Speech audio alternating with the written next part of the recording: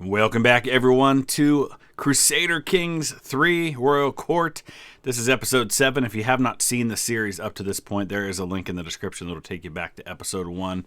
I am the King of Bohemia. A number of you asked a question after the last episode, 2 days ago, because I was talking about finances and how I needed money to be able to create some of the new titles I'm entitled to. And you mentioned borrowing money from the Pope. Well, because we started this game with the Shattered World mod, which meant that there were no realms larger than the local ones, the local counties. There is no pope, and in order to make a pope, I'll show you what we have to do. We'll go to the decisions here, and you can restore the papacy. In order to create the papacy, you would need to completely control Roma, Latium, Spoleto, Ancona, Romagna, and have level of devotion of devoted servant or above. So at some point, we will probably get there, because I have aspirations beyond just Germany, perhaps a new Holy Roman Empire.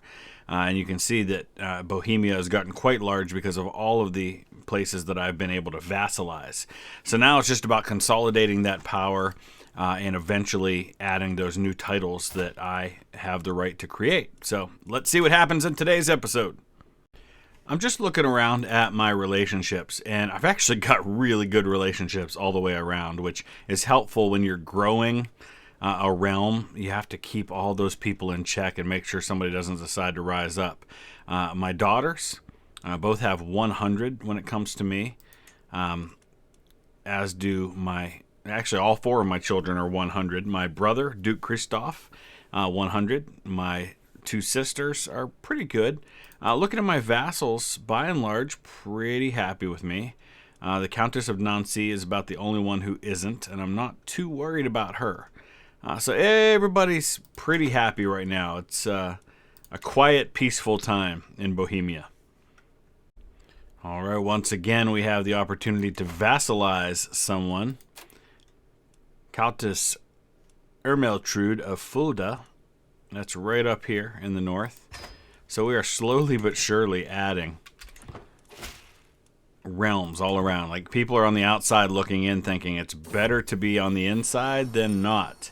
My aunt, Princess Theodorata, approaches me with a greedy smile. I would appreciate it if we could renegotiate my contract. She would give me the county of Geisenhausen. What would she get? Her feudal taxes are reduced. Actually, that's not bad because I could add another county, which would actually probably increase my income. So, fate of the Norsemen. Traders, raiders, and mercenaries, the Norse have long traveled from Scandinavia all throughout Europe and even beyond, leaving their mark everywhere they went. So, it's kind of the end of the Viking Age, I guess, is what's happening here. We're starting to see that. It's 950. Empty council position. We need a new spy master. We've got some really good positions available to us at this point. I'm wondering if there isn't a better steward out there than what we currently have. Oh, there certainly is. Look at that, 22. That would actually probably increase my income, which is 1.8 right now. Let's see if it changes with a new steward. Heck, it went down to 1.5. That didn't make a lot of sense. Maybe it's just because we changed it and it'll take some time. Oh boy. Okay. Now we lost our chancellor. This is our new vassal that we just added. She's our new chancellor. That's cool. So we have low county control in Praha right now, which is my capital, which is what's hurting the financial situation. So we're going to have to deal with that. I've got 5 months left on dealing with control in Salzburg. So once that's done, we'll switch Princess Theodorata over to working on Praha. Get that income back up. Okay, so my daughter is now eligible to marry her betrothed, Count Demetrio of Genoa. Let's go ahead and make that happen. What's going on here? We're being raided. Oh well, let it happen. It does hurt our income some more, but honestly, I'm not going to go to the trouble of raising my armies just to deal with that. So we're dealing with low county control in Augsburg as well, which is certainly not helping things.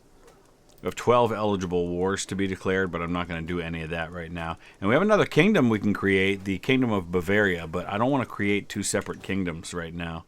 That's something we'll want to do only when we're ready to go empire. I'm just looking around at the dynasty tree and looking at all of my kind of distant relatives that are out there. Incidentally, it's kind of cool that my grandfather, King Matthias, his sister Anna, is still alive. And I'm looking at her children, and she's got a son who's a suffragan bishop. Her son, Duke Kuno, is dead, killed in battle. But Eric here is the son of Sophia Stellwagen, and he is of particular interest to me because, and I don't know why it's not showing up now. Let's take a look here. He's actually got really high stats. Here he is. He's got a martial stat of 21 is what I'm looking at.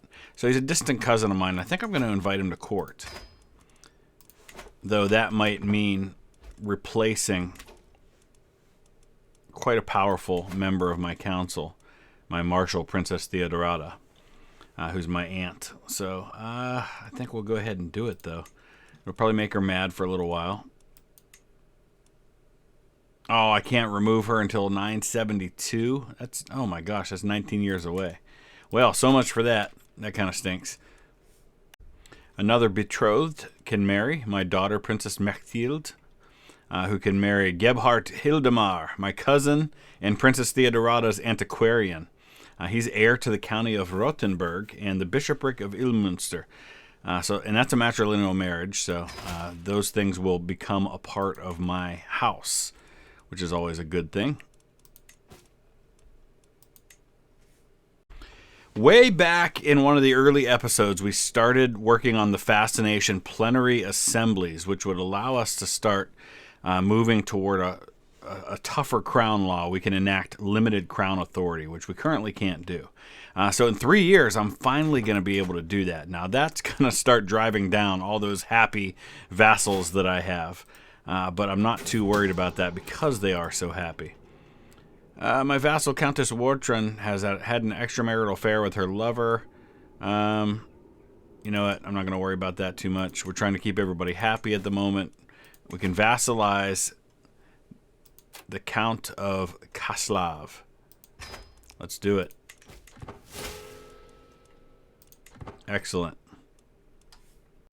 My son Joseph has come of age. He is my only son. He just got married, and now that means we have an alliance formed with Duke Sigismund. Here's the thing I'm worried about with him, and I need to make sure to check on, is we need to make sure that he is not serving as a knight. My half-brother is fine, and he's a fantastic knight, Duke Christoph. He's really powerful. He's the guy that, when he was a young kid, if you remember a couple episodes back, was kind of a punk, but I had a feeling that might come in handy at some point, and it certainly has. I want to look for my son and make sure that we're not allowing him to serve as a knight. There he is. We're going to forbid Joseph from serving as a knight. We cannot risk him coming to a bad end. Oh boy, this is my newest alliance, and he has someone trying to declare independence. I'll accept, but hopefully the war ends quickly enough that I don't have to actually send armies there. What do we need to create some of these duchies? We need 250, so we're actually getting close. So it'd be a heck of a time to have to call my people to war now. How's he doing in this war? Oh, see, he's fine. He can handle that on his own. My spy master says someone is plotting to kill my knight. I'm not going to worry about that too much as long as it's not a member of my immediate family. A child of my dynasty. So, who is this? Prince Joseph has a child. So this is actually my grandson and probably future heir to these kingdoms. So the kingdoms of Bohemia and Bavaria. And I don't know if I want the name Ernst. How about after an ancestor? Matthias. I like it. Going back a couple of generations. Oh, my daughter has given birth to a son. So back-to-back grandsons. That's awesome. Papo, Albrecht, Rizzo, Philip, Dietrich. How about after an ancestor also? We're not going to name them both Matthias. How about Ludwig? I like that. All right, so let's take a look at the updated family tree, or the dynasty tree. We'll just look in our immediate family here. There's King Ernst. That's me, 44 years old. Hey, cool. That's actually how old I am in real life. So my brother Duke Christoph's 37. He's actually he had 5 children total, but they're all fairly young. Ida has a child, but then some of the others are just, actually he's still having kids, so that's pretty cool. Here in my family, Princess Katerina, my daughter, has a son, Demetrio. So I've got some Italian grandkids. So I've got 4 grandsons, 3 of whom were born this year. So, man, it is happening. Emma is only 13, so she doesn't have any children yet, but all of my other children are being fruitful and multiplying. My nephew, Ebon, of the French House of Robertine, and then here, Countess Adela. So I didn't do a very good job with the house with my daughters. I didn't marry them off to, or my sisters aren't married off to matrilineal marriages, unfortunately. Okay, we have 250 available to us, which means we could create another duchy at this point. I don't know if that'll give me too many duchies, though. Current titles that I hold: Duchy of Augsburg, Kingdom of Bohemia, County of Praha, County of Augsburg, County of Schaumburg, Salzburg, and so I only actually hold 1 duchy at the moment. So let's go ahead and create Salzburg as another duchy.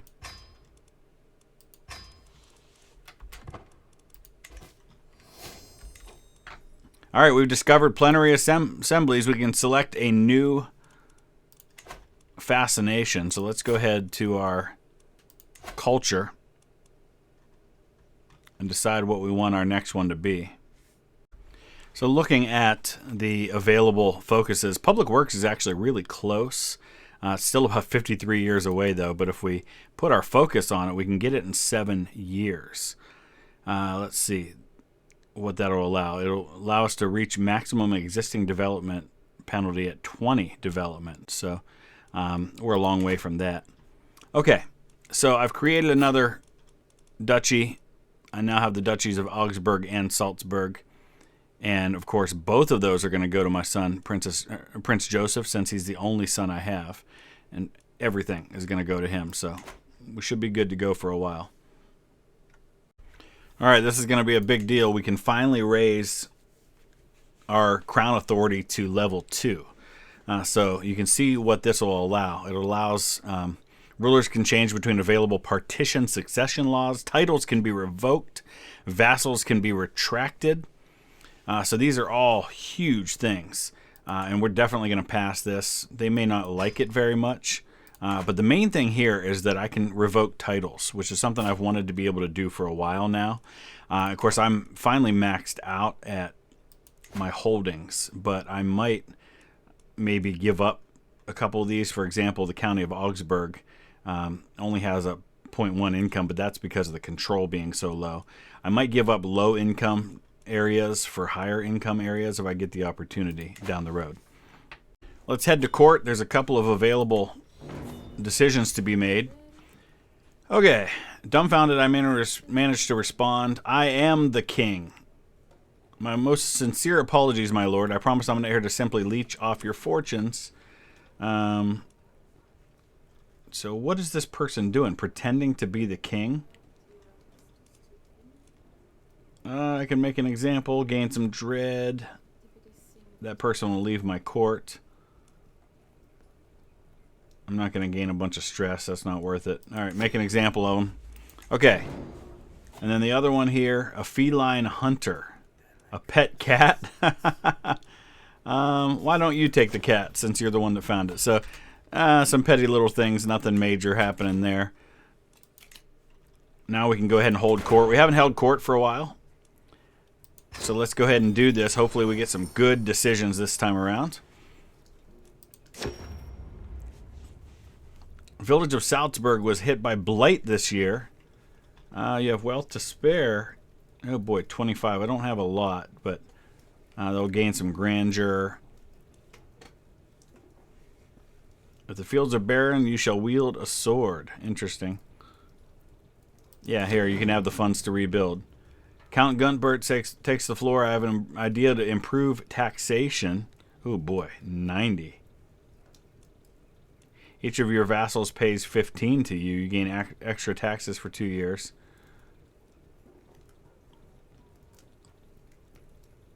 If I spend 90, I might gain more. Let's do it. We're just going to be in debt a little bit. It is high arrogance for you to continue on this throne while your health stands as it is. Dude. This guy's going to become my rival. The guy I just asked to go do things. So I gained the trait cynical. We'll see if this thing we invested money in actually works out in our favor. And we end up making money because of it. I hope so. We've got a faction brewing against us led by Count Guntbald. They want to lower crown authority, which kind of had to expect was going to happen if I raised crown authority. It's compounded by the fact that I'm in debt. That doesn't really help things very much. So we're going to have to keep an eye on our alliances, make sure that we've got plenty of alliances in place. I might even try to get another one here. Let's look at my grandson for a second, Matthias, and see if there's somebody we can't ally with that probably won't be around by the time we have to worry about it. And Nancy's not really going to help us a whole lot. There aren't a lot of good alliances out there. I think I've already got most of them. All right, let's see what happens. It is done, my lord, Count Guntbert, who's the guy who's making the faction against me. You gain steward land survey for 30 years, so vassal tax contribution plus 5%. I don't know if that was worth the 90 and going in debt. Okay, what's going on here? Send an envoy to deal with that. All right, let's keep an eye on things. Man, I wish I could break this down a little bit, but in 2 months they're going to send an ultimatum, which means we're going to be at war. Here we go. It's time for you to recognize the ancient and inalienable rights of your vassals, accept the demands of the Liberty faction, or face our swords. Yeah, I will not be threatened, dude. Bring it. All right, rally the troops. We are at war, civil war. In the meantime, another son born. Christoph. Okay, first things first, we have to go to the military. We got to change our rally point. Oh, yeah, she's going to temporarily be the head of the dynasty. I'm not too worried about that. All right. Raise the army. Why can't we call our allies? What's going on with that? Here we go. Call them all to war. Genoa. Yes, bring it on. Let's see where that puts us when everybody jumps in. There we go. We'll be all right. Oh, yeah, plenty. You are weak and I am strong. There's no... Oh, boy. 6,000 men. Oh, come on. I was doing just fine with my civil war, and then this guy's got to jump in and make it into a nightmare for me. So now we've got 2 wars that we're dealing with. Do I need to call everybody to the other one? Probably. So the good news is that Eric, who was the guy, if you remember a little while ago, I brought to my realm with the hopes of making him my marshal, couldn't do that, but he is in command of my army. And my army's about to go at it in a war, in a battle where we're going to have pretty much even numbers. And I did call all of my allies to the second war. So I want to see how those numbers look. 6,000 versus 4,500. So the problem is, of course, that we're dealing with 2 such wars at the same time. So hopefully we don't lose too many men. All right, this one's about as even as it gets, the Battle of Augsburg. Hopefully the leadership ability of my cousin is going to turn the tide, and it looks like it will, but we're going to lose a lot of men in the process, which is going to make it difficult for dealing with the other war. My counselor Guntbert was slain in battle by Balduin. That's interesting because, of course, Guntbert was a counselor of mine, but he was also the opponent in this battle. So, I mean, in theory, the war should be over, right? Because we killed the guy that was leading it. But maybe not. No, I guess not. But that went really, really well. We just lost a lot of men. We lost 354 killed. We killed 565. Let's look at the details. So Lutbert right there, that's the guy who started this whole thing. He was killed. Nicely done. Okay, here we go. We're going to try to win this thing. We're doing well in the Civil War, but the other one's not going quite as well because they're besieging some of our northern territories. I'm going to try to go find another one of their armies to deal with, if I can. Alright, we caught up to them at Berchtesgaden. That's going to go really well. Really like to end this war as quickly as I can. I'm going into massive debt having my army raised.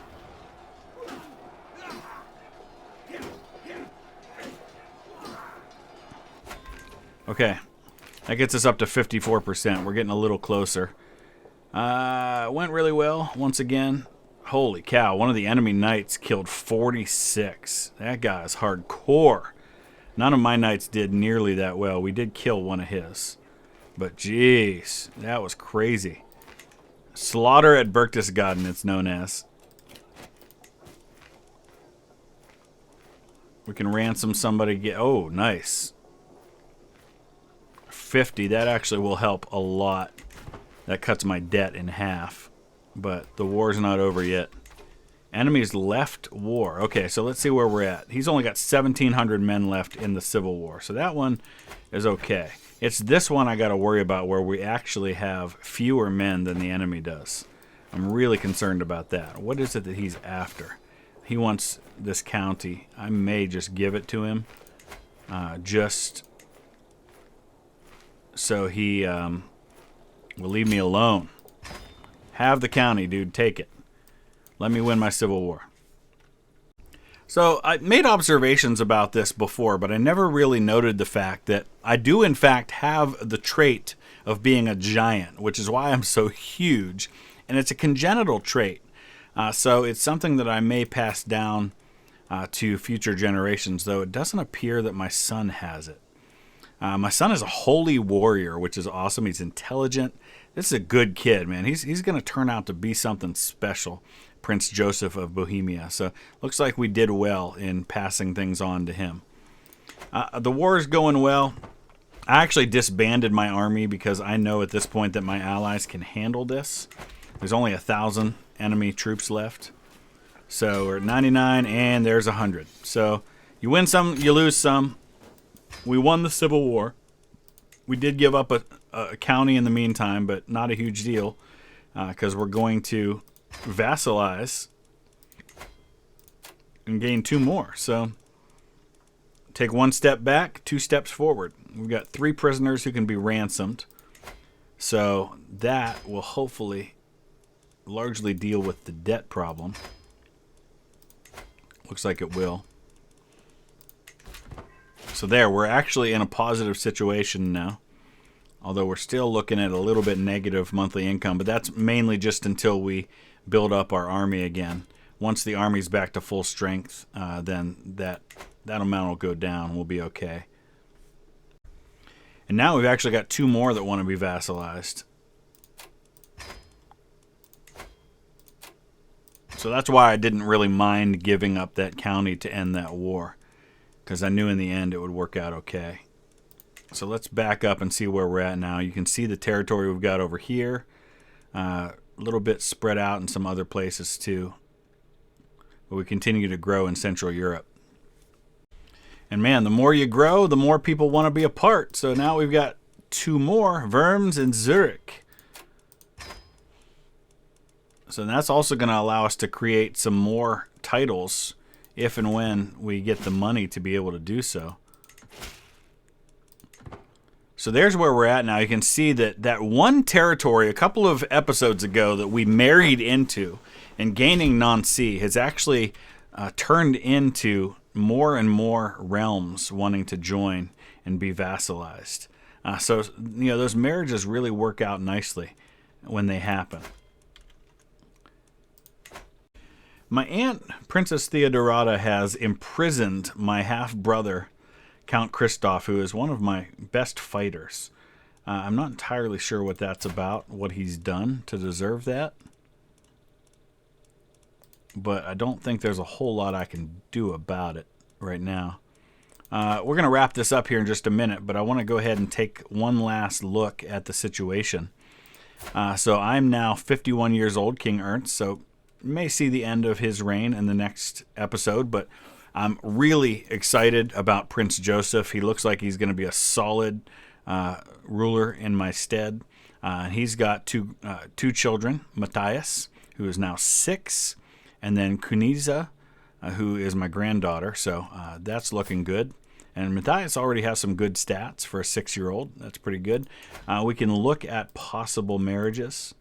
The Countess of Nancy is already within our realm, so that doesn't really add a whole lot to us. I don't think we'll worry about it quite yet, because we've got plenty of alliances at the moment. So we'll wrap it up right there. Let me know your thoughts in the comment section below. Any suggestions, any ideas that you have that may work in our favor. We'll see what to do next. You can see a large realm over here, the High Chiefdom of Khazaria, that is brewing. Eventually we're going to see more and more things kind of get combined until kingdoms start to form. But right now it's all about Bohemia. Hit that like button if you would. We'll see you again soon. Thanks for watching.